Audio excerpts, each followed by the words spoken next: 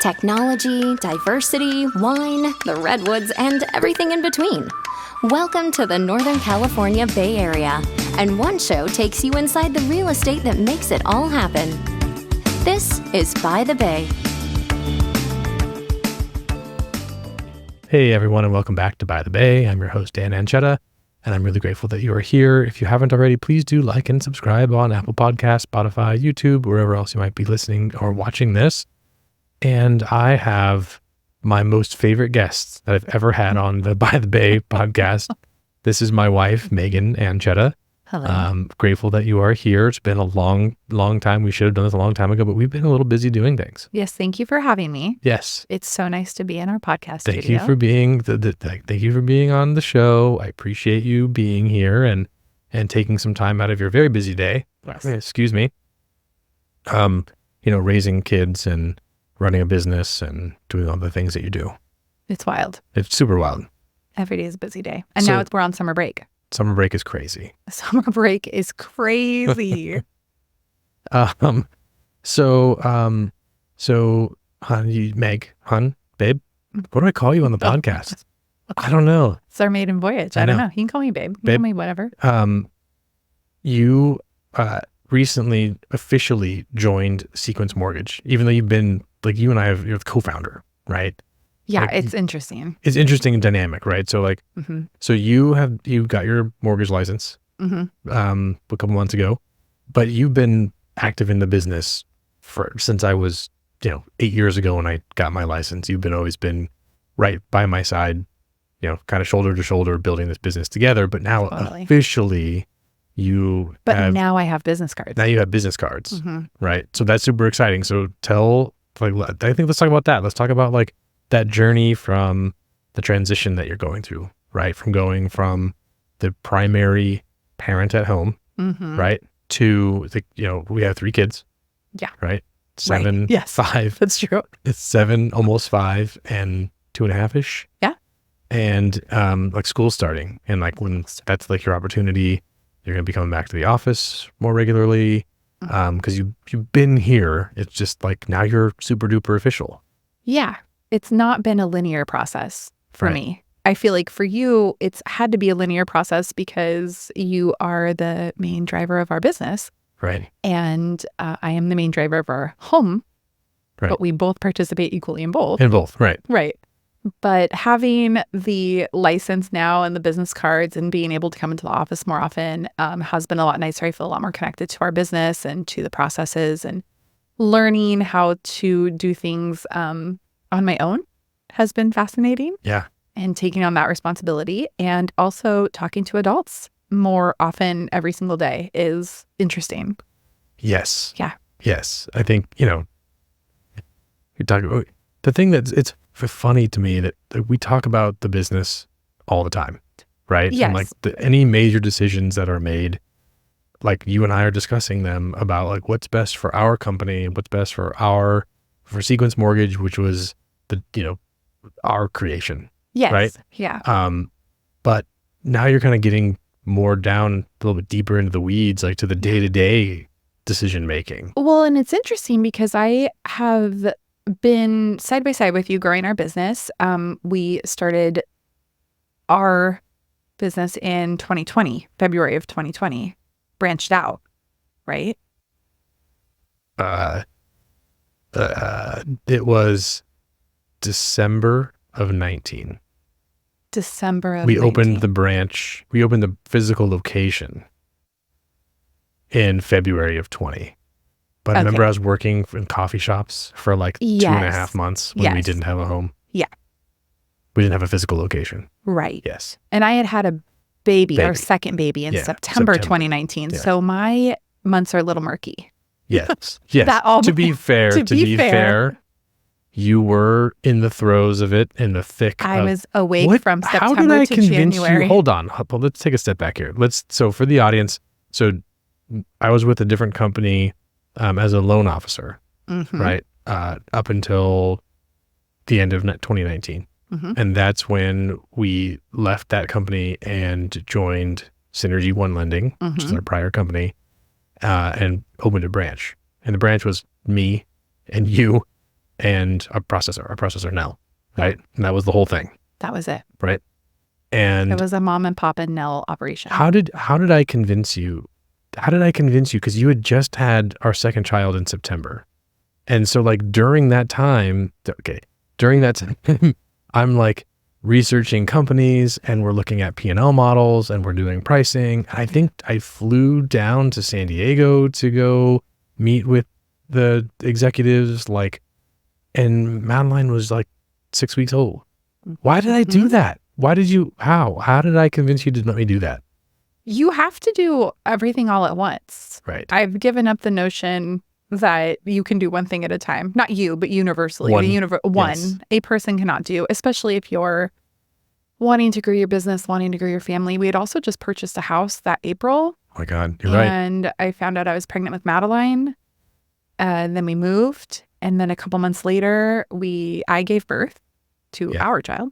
And then a month and a half later, you were flying around trying to meet with people and decide our next business move. And then we made a business move. And then it was Christmas. And then it was New Year's. And then we're opening a branch. And then we opened our branch. And then the little thing called COVID happened. And then we were all stuck at home, even though we had just opened our office. Yeah, that's wild. Yeah. Oh my gosh. Those years are really murky for me.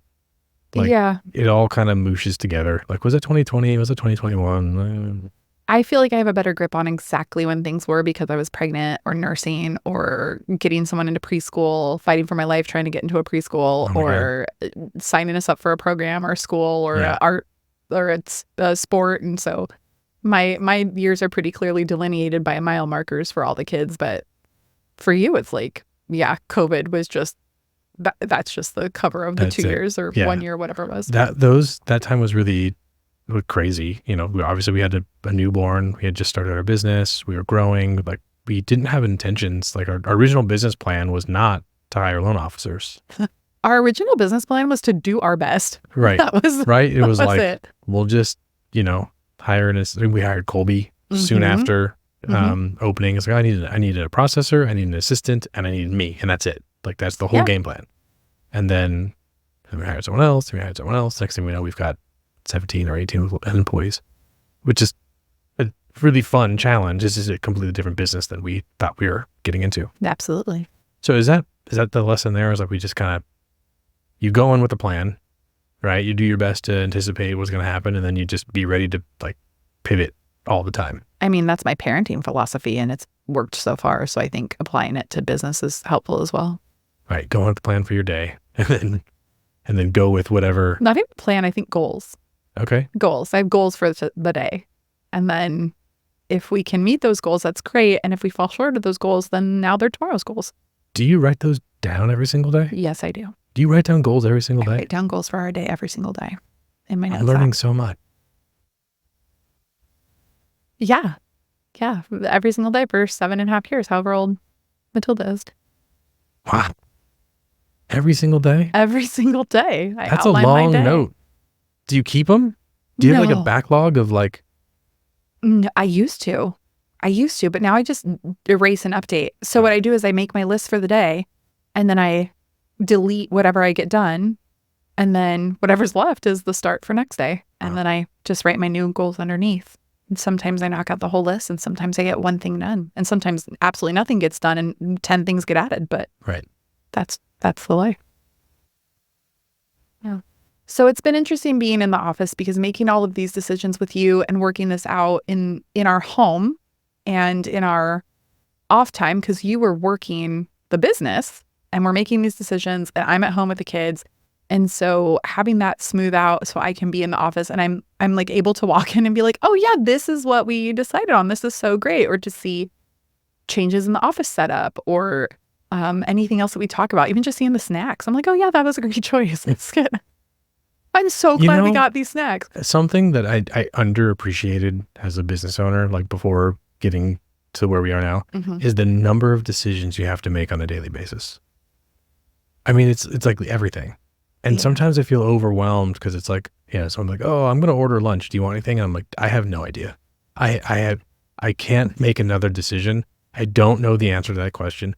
And I totally understand why people will wear like the same outfit. Like Monday outfit is this outfit. On Tuesday do this. Uniforms are the uniforms. And like I just eat the same thing for lunch every single day. Yes. I eat the same coffee order every single day because I just don't have capacity to make any more decisions today. Yeah. I think that is a strength that I bring to our company because as the primary parent of 3 littles, I make approximately 828 million decisions every single day. Yeah, at minimum. At minimum. Yeah. I mean, that's my baseline. So It's a lot of decisions to make. they have so many questions. So that muscle is really strengthened for me. I feel comfortable making tons of decisions. And you thrive in the chaos. Oh, I love the chaos. One thing that we've discovered somewhat recently is that you're totally cool with like one earbud in, Blippy playing on the background, something on the Sonos speaker, the kids having 7 different conversations going all at the same time, and still being able to put together a comprehensive plan for what we're doing for dinner and I'm cooking. And I'm prepping. And what anticipating the needs of tomorrow, like who needs lunch tomorrow, who needs a taekwondo outfit, who needs a this, who needs a that, get washed. Whose permission slip needs to do whatever. Everyone. Right.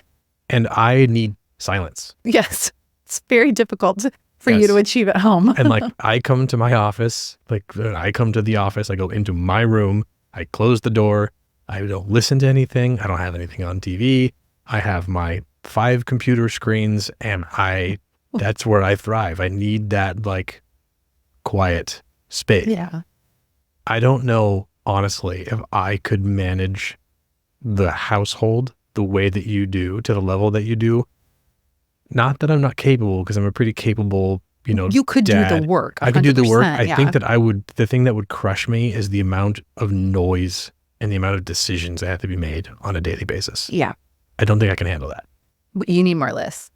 That's just I need more lists. There's just so many because I have a lot of lists. I have like the pipeline report, mine. Yeah. I've got the branches pipeline. I've got the funded report. I've got the to-do list. I've got client reports that have to happen. I've got lots of lists. I need more lists. Well, when you're at home, you need to apply lists. that. That's what I mean. Because I have the home list. You have the home right. list. I'm not messing with the work list. You've got the work list, but I've got the home list. Yeah.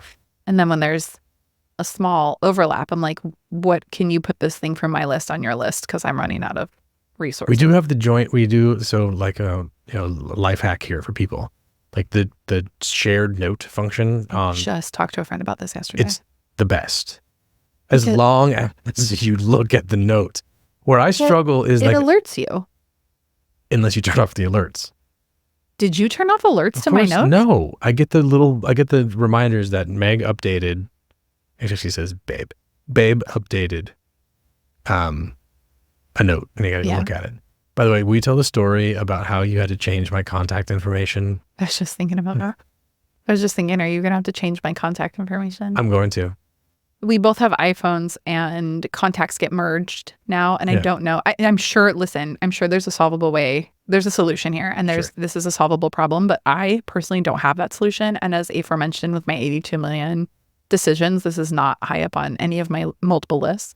So it merged my contacts. So whenever you call me, it'll say like babe or Dan Ancheta, because I had a professional contact for you, because when people ask for information, I'm in casual conversation, people talking about their houses, I'm like, oh, my husband does mortgages.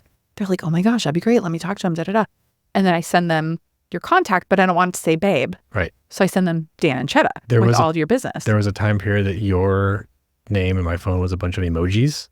Right. And that's how, like when I would email you and copy somebody else on the email. Right. Like it would be like, from Dan to the person I'm sending it to, CC a bunch of emojis. Because that was your name. That's my name. Yeah, so now I've had to change it. So your only contact in my phone right now is very professional. It's Dan Ancheta. Mr. Dan Ancheta. Mr. Dan Ancheta. Yes. MBA. MBA. Please. Yeah, absolutely. Thank you. Yeah. Dr. Dan Ancheta. So I have that in my phone, and so it's not as fun or romantic when you text me and it's like Siri tells me Dan Ancheta text you. I'm like, chill. Come on, it's my Siri. man. Yeah. Okay, so kids are going back to school, and you'll be doing some more office time. So here's something that the general audience does not know about you, is that Meg is one of the best salespeople, like what's the word? Like raw sales skills, like effortless sales ability. When we met, Meg and I both worked at a bank called Washington Mutual, which no longer exists. Some But we were vintage. both Wamulians. If you remember anyway. And she worked in San Francisco, and I worked in Petaluma and Napa, depending on the time period. And we're both in the same role, like the new accounts, like the person who sits at the desk that will like, take a deposit, but will also like sell you a credit card or open a checking account for you or do a home equity line of credit or whatever it is. Whatever you needed. Like small business lending. We even got a little bit of that. And we both started there, and Meg would crush me every single month.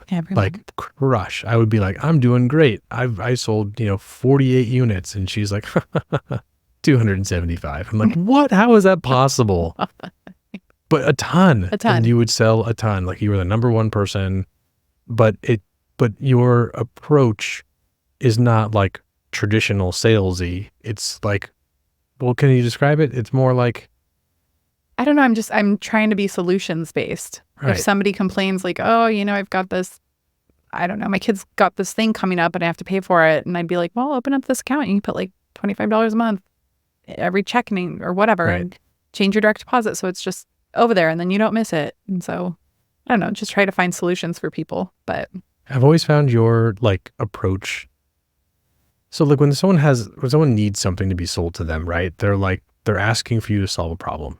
Sure. Right? You're a solution provider, right? And your ability to like read the body language and like the nonverbals from someone and kind of like pick up on what their actual needs are, because what they might be saying is one thing, but what they actually need might be something different. Does that make sense? Sure. And you would like pick up on that. You like, I don't know, somehow you feel their vibration, or I don't know, smell. I don't know what it is. There's something that you do that you like pick up what the real issue is, and then you're like, got it. But what if we did this? And they're like, yes, that's what I'm talking about. Yeah, I do this thing called listening. Tell me about that. Active listening. I'm not good at that one. And then I hear them, and then But it's not. No, you're being joking. But the active listening is one part of it. But there's some other skill set that you have where you pick up on the nonverbals. Like you just get it. I don't know how to explain it. Interesting. I'm not quite sure. I don't know that about myself. I thought you knew about that. No, yeah. I'm not as privy to that as you are. Maybe you've noticed something I haven't. Yeah, I feel like you pick up on like some unmentioned clues. Like you just read a situation differently than most people do. Interesting. I think. And then you're able to like see at the core of the issue instead of like the symptom of the issue. Does that make sense? Mm-hmm. Yeah. Yeah. So I feel like I apply that to my kids, to our kids. I apply that to my parenting with our kids. Okay. Like, they'll come up and they'll be like, I'm tired. And I'm like, okay, that's like pretty clear that you're tired. But then I'm like, well, do you want a snack? Could you maybe be hungry? Right. Yeah. Okay. And then after, I give them a snack, then the truth comes out that it's like, well, someone pushed them at preschool today and they've been noodling on that and that's been heavy on them. And so, yeah, but I feel like just meeting the core need of whatever somebody's telling you, then everything else tumbles out. You create a safe space and then they feel more comfortable to tell you like, oh, and actually this is what's truly bothering me. Maybe that's it. Maybe it's the active listening combined with the creating of a safe space for someone where then they can like open up a little bit more and really kind of let you in. I love being a safe space. Yeah. Fun.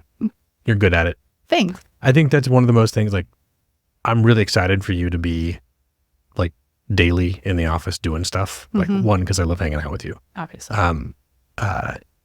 But two, like I really am excited to see you succeed and to like win. Thanks, babe. Like it's fun to see. I'm really excited to see you like put together a deal and like compete on something and win it and like do the thing. Yes. See, but you're more competitive than me. And am I? Yes. Yeah. Are you? You're more competitive than me in the sense of like, you're really, really good on a team. I think I'm going to enjoy the mortgage industry because I'm better at individual sports. I played tennis. I'm a tennis player. So I can be competitive. The problem is that when I'm on a team that's like bigger, there's a lot more people, I tend to take a back seat. Or if somebody wants it more, I'm like, that's okay. You got it. Good job. So I'm pretty terrible on a bigger team. I think I just tend more towards compassion than competitiveness. Okay. But when it can just be me, I'm like, okay, well, if I win this, great. If I don't, it's okay. What I do know, well, I think, yeah. So my feeling is that you'll handle Mm.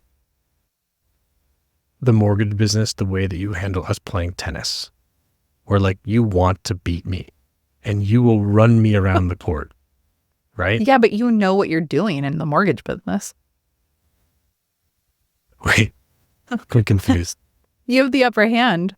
No. I'm not saying beating me. I'm saying in the mortgage business, I'm saying like your competitive nature. I think you're very competitive. You think honestly. so? Yeah. Okay. Yeah. Like you like to win, you like to play like games, and you like to like compete on things, and you don't like to lose. I don't think anyone likes to lose. Well, not to yuck anyone's yum, but I don't like to lose. It's going off the rails here on the By the Bay podcast. Not to yuck anyone's yum was one of my favorite expressions. What was I saying? Oh yeah, I think you're very competitive, and I'm looking forward to seeing you compete and for you to like go up and win something, and like be in competition for a client, and outshine someone. I think the way that you're gonna do it is through your education background, right? Like you're an educator. I am an educator. Right. I'm so teaching potential. yeah, so talk about that. There's so many things. So I started off with a financial background and worked in as a teller and then as a Wamulian in the new accounts. And then I decided to go back to teaching or go into teaching, which I love. And I still like to pursue in the substitute teaching arena and kind of take it one day here and there. But then we started our business and we started having kids and started growing our business. And so I'm going to pivot back to finance. But as you said, I can apply both my teaching, pedagogy, and my financial expertise. Yeah. Yeah, it's a lot of soothing down. It's a very stressful time when people are doing anything with their homes, refinancing or purchasing or selling or whatever. It's usually not like a walk in the park for anyone. Yeah, I think your educational background is going to be really handy because we do a lot of education of our clients, and like the fear that a client has about learning something, doing something new. Like people don't buy houses every day. Yeah. Right? You might buy 3, 4 in your entire life.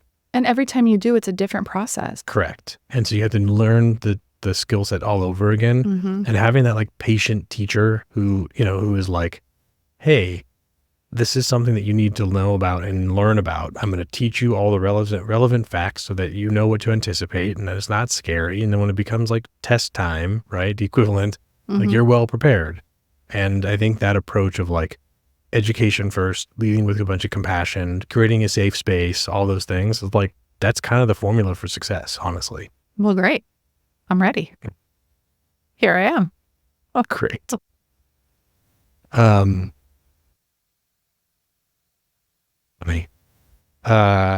So the Love Island finale was, you want to talk about Love Island? Love Island has taken over the world. 6 weeks of our lives. Yes. It's all I talk about. Yes. It's all I quote. If you're not familiar, Love Island is a show on Peacock. Love Island USA specifically. Yeah, Love Island USA. And it's like any dating reality show, but they put all these people on an island in Fiji. It's not like any dating It's show. not. It's unlike any dating show. It's like if The Bachelor and Survivor got together and had a show. That's it. The thing that really does it for me on the show is the voiceover guy. Ian Sterling. That dude makes the show 100%. It's so funny. He's so funny. Yes. Were you shocked by the result? No.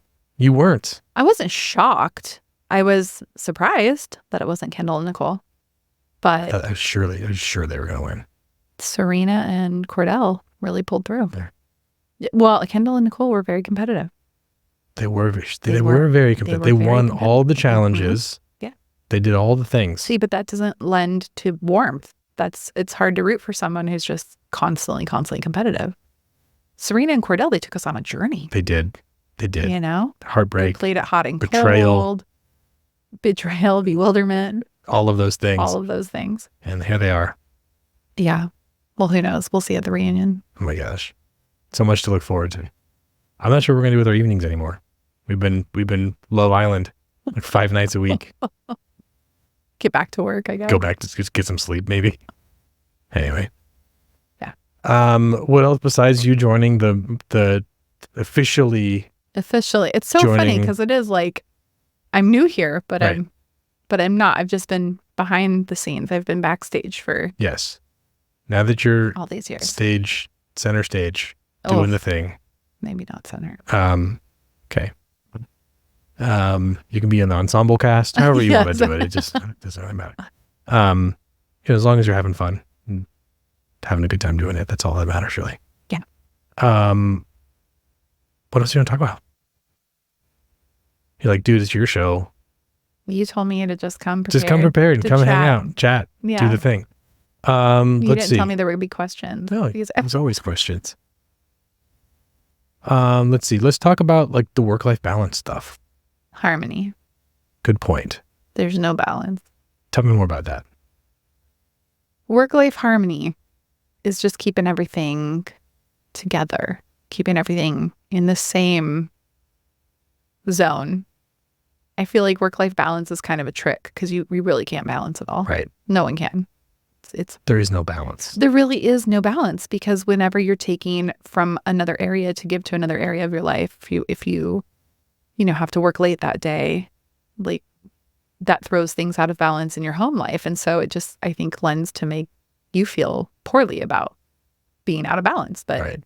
Harmony is like lemon squeezy, you just do your best in all areas and then it smooths out. For sure. I feel like the work-life balance idea means that it's like equal, right? It's like 50-50 to balance it out, right? Exactly. It's equally weighted. And the reality is that it's not. Like we spend a lot of time working on our business, right? Mm-hmm. And a lot of time parenting and raising our family, right? Mm-hmm. Spending time together as a family. But to say that it's not 50-50, no, it ebbs and flows. It has to, yeah. Right? There's some days where it's all kids. Well, and things very are little weighted work. differently in different years, Right. in those newborn years, in those early years, it's like, that's really intense and you have to be an inch away from them at all times. Yeah. But, our 7-year-old's out running around in the office right now. Yeah. So I just playing on my laptop. It's a little bit different of a... Hopefully she's not saying text messages on iMessage. She's smart enough to figure that out. Now she knows how to... By the way, we just had a big life event that happened at our house, which is our 7-year-old has learned to spell pretty well. She can SPELL. So we can't talk in code to each other. We can't talk ABOUT her. Yes, exactly. In front of her anymore. You figured it out. And here's the kicker is she is in a dual immersion school, so she can spell in both English and Spanish. I'm just She can speak and read and write in both languages. So I need to step up my Duolingo game because by the time Madeline, she's going to catch up. Yo soy practicar mucho Duolingo. Right. And they're going to start speaking to each other. I have no clue what they're saying. No, that's a dangerous place for you to be. That's a super dangerous place. I'm in danger, girl. It's not good. It's not good. Yeah. Harmonize. You got to bring that back into your work-life harmony. I'm going to have to. That Duolingo bird. I'm going to have to listen to Duolingo instead of being silent in my office, I think. Yeah. Well, I'll have to do that. Well, and it's participatory, the Duolingo. Oh, man. You might just consider when you watch soccer, just watch it in Spanish. That seems like work. That seems like work? Yeah. My brain has to think a lot. I like to just watch. You know what? I'll put on Love Island and watch it in Spanish. Oh my God. How do you say island? I don't know. It's fine. Isla? Who knows? Probably. Okay, so work-life harmony. We're working on that. Yeah. And to be honest, a little confessional moment here. I have not always had great work-life harmony. I mean, who among us? Or balance, where it's like, hey, there were times where I'm like, I remember us having this conversation where I'm like, look, honey, like, this is a huge opportunity. We've got to jump on it. We've got to put all the chips in the center and like do this thing. And you're like, okay, like, but don't forget about all your other responsibilities. Like, if you're going to do that, that's cool. But like, we've got to be on the same page about how we're like taking care of all the other stuff that happens in our life. You just can't only do the work thing. Yeah. Right. And I don't think I had the perspective then that I have now about like, yeah, like taking advantage of opportunities and like being aware of them and then going after them is great, but not at the sacrifice of everything else in your life. That's the harmony is, it can't be at the expense of something. You can pull your resources in different directions, and you can, obviously I'm here to support you, and I have a lot of energy to give to support your goals. But then when that energy runs out, it's like, okay, well, now we're out of whack. So we got to pull it back. But I remember before we had kids, we used to sign up for everything. You were like an overscheduled kid. Yeah. You had so many groups and events and things and stuffs all the time, all every day, all day. Before we had kids and before we were in the mortgage industry, I worked in commercial banking, and it was all about relationships and getting to know people. And a lot of that is done in informal ways. So it's being in the Rotary Club and being in the Chamber of Commerce and going to fundraisers and doing this and doing that, and like spending time with people who are your potential clients and business relationships and referral partners. And we did that a lot. It was our whole existence at the time.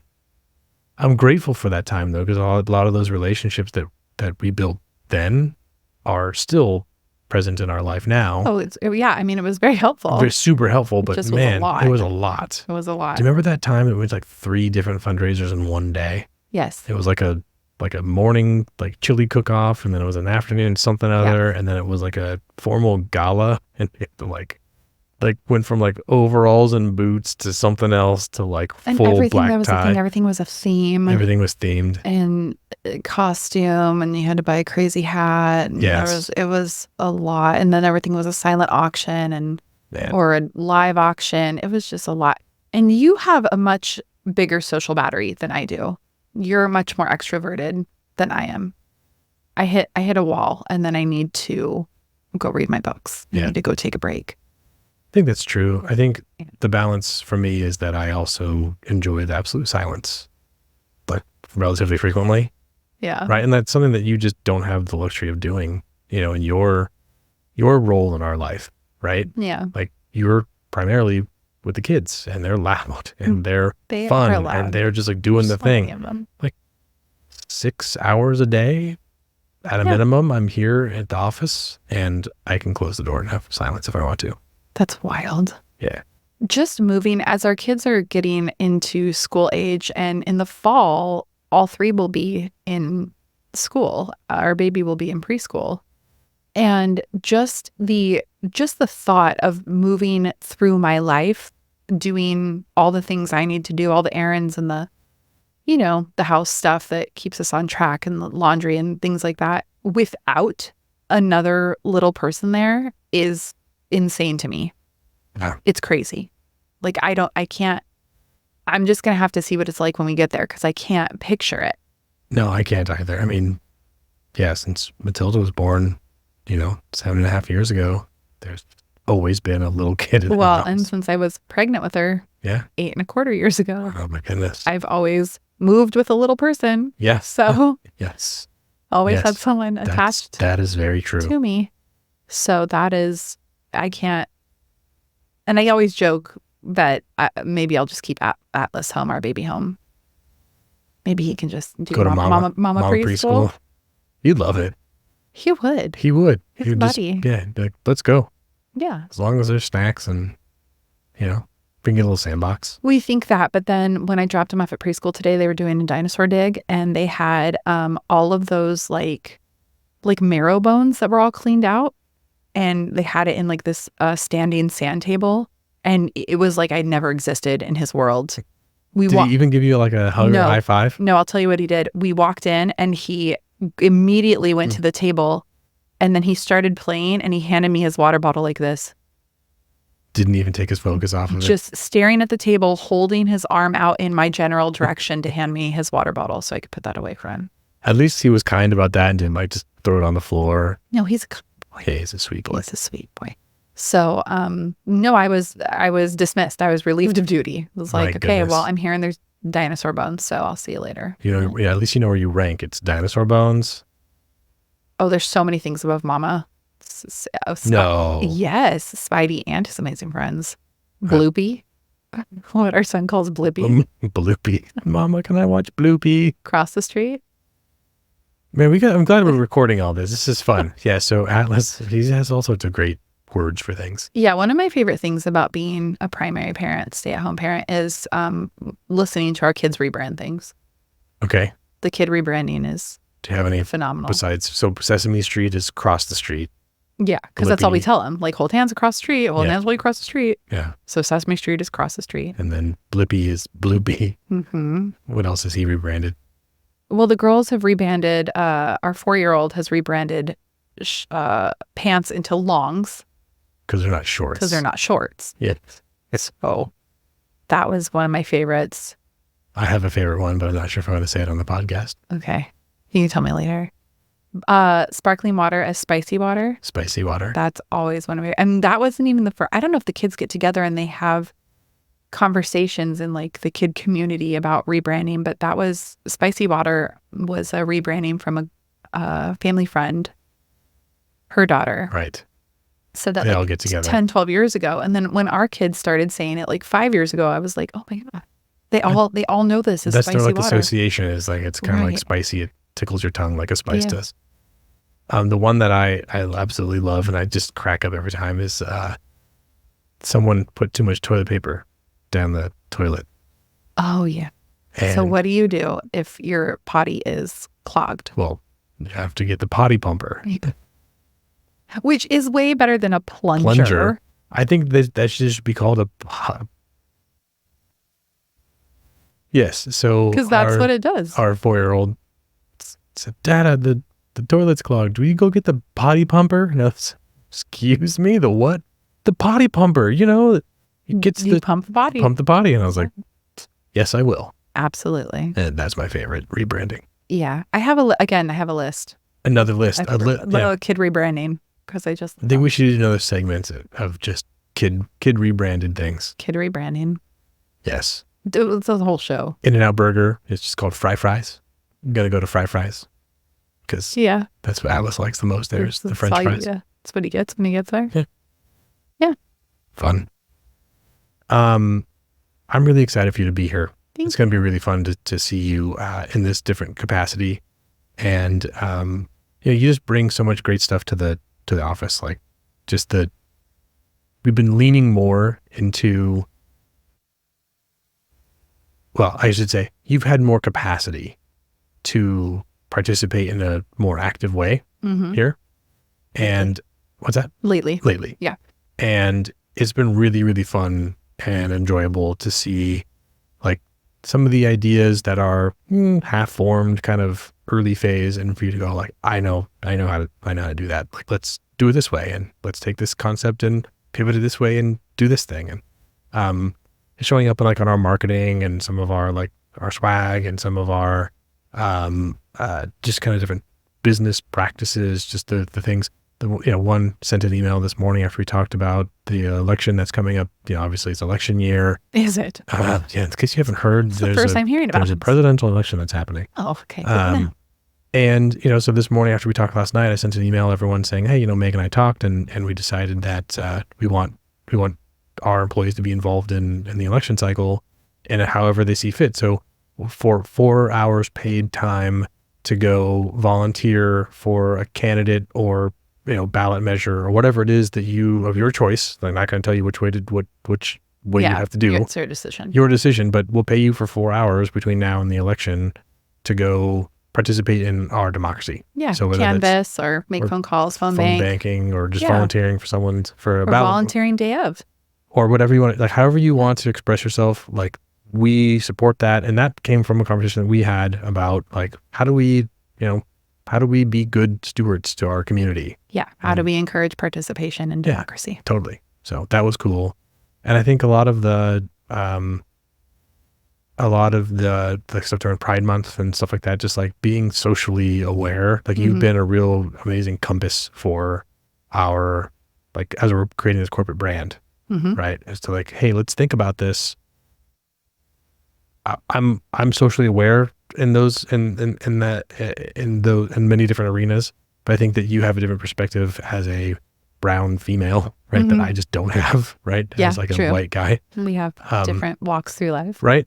So like I think it's been really cool to see your influence kind of slowly making its way like throughout our organization. I appreciate that. I mean, I appreciate being present for that because to your point earlier, you're a big pictures guy. When you were like, well, how did I convince you to do all this stuff? And it's like, well, you have so many great ideas, but you come to the table and you're like, here is what I want to do. And it's this like fully formed idea. Like I want to start a mortgage company. I want to lease this office. I want to grow to a certain volume or whatever. And you have those big ideas, but you rely on me, or not but and you rely on me to do the details. I'm better at details. So being able to have those decisions, like be present and be in the office to see those decisions come through. Because as we've been building the business, you're like, yeah, I want a mural. And I'm like, yes. Okay, here's what we need to do to get that to happen. And, let's contact this person and we need to pick out colors. And, because you tend to be like, whatever, just, it's fine. It's an orange. And it's like, no. It has to be the orange. It has to be the blue. Right. Because you have it in your mind, but getting it onto paper, into reality is always I think that's where you definitely, or our styles complement each other. Yeah, like I've got a ton of ideas. Yes, like, you do. I've got nothing but ideas. You are great at an idea. My execution, not always great, right? Just not your strongest suit. No, but I'm aware of that, and we have hired. Keep saying I need to break that habit because it's not I, it's we, it's us. You and I are the co-founders of this company, and but I think it's like I went grocery shopping yesterday, right? Like we didn't go grocery shopping, but like we both contributed to those groceries being in the house. There's a list, by the way. So many lists. So many lists. But when you hire somebody, you definitely hire them because you manage that process. Yes. We talk about all those decisions and we make those decisions together. But when it comes to the actual process, in the last 7 years, you have done. Ultimately, I'm the one who signs the form. That's right. Like it is you. You are in the room. Yeah. Yes. We've hired people that their strong suit is the execution and the details. And that, I think, if I look back at the past number of years as we've been growing this business, that's probably the most important, most beneficial thing that we've done is like be really conscious of who we're hiring and what their tasks are and finding the right people that complement the current skill set that we have. Right. I think that's an art that is overlooked a lot of times because like, I need someone to process loans. It's like, okay, well, you look at someone who's got experience and our system, the same systems have a background working on Encompass, or whatever the situation is. Sure. But I think we go a little bit deeper to go like, how is this person going to fit in the overall organization? Where do they fit within what we currently have?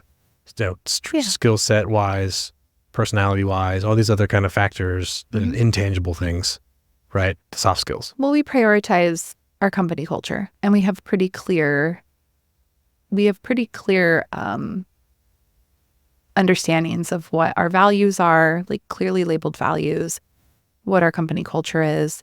And sure, like, processors are phenomenal and there's so many amazing processors out there. And what we need and what we focus on is having somebody who is, yes, a phenomenal processor, but also in alignment with our company culture and, how do they want to participate in the business, and finding space, because all of our employees have different strengths that they offer. And some of our employees are much more calm and reserved and just like, they're the peacemakers that get everything done and they smooth it all out. And some of our employees are like really driven and they're throwing a lot out there and they've got big ideas. And so having, again, that harmony where we all support each other and we balance our strengths is really important. I think that's what makes Sequence pretty special. And I think that's the thing that, we've talked, there's been frustrating days, hard days, just like feeling so defeated. And I think the couple times that this happened, I've been like, you know what, forget it. Let's just shut this whole thing down and let's just me, you, a processor, make it happen. What's going on?